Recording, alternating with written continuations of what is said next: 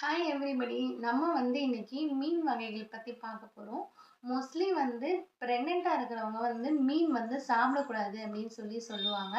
But அந்த மாதிரி கிடையாது. பிரெக்னென்ட்டா இருக்கிறவங்க கண்டிப்பா மீன் சாப்பிட்டு வரலாம். மீன்ல பார்த்தீங்கன்னா, ஒமேகா 3 ஃபேட்டி கன்டென்ட் நெறைய இருக்கு. ஒமேகா 3 ஃபேட்டி பார்த்தீங்கன்னா, உங்க குழந்தையோட அதாவது பிரெயின் குரோத்துக்கு ரொம்பவே நல்லது. ஸோ அதனால நீங்க நெறைய மீன் வகைகள் சாப்பிட்டு வரலாம்.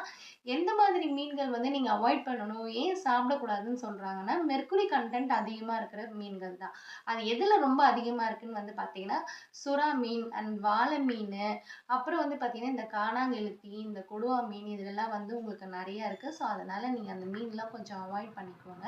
சின்ன சின்ன மீன்கள் எல்லாம் நீங்க நெறைய சாப்பிட்டு வாங்க. ஒமேகா 3 ஃபேட்டி நெறைய இருக்கு.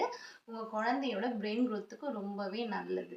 ஸோ நான் சொன்ன டிப்ஸை கண்டிப்பா ஃபாலோ பண்ணுங்க. மீன் சாப்பிட்டு வாங்க. உங்க குழந்தையோட பிரெயினுக்கு ரொம்ப நல்லது. பாய்.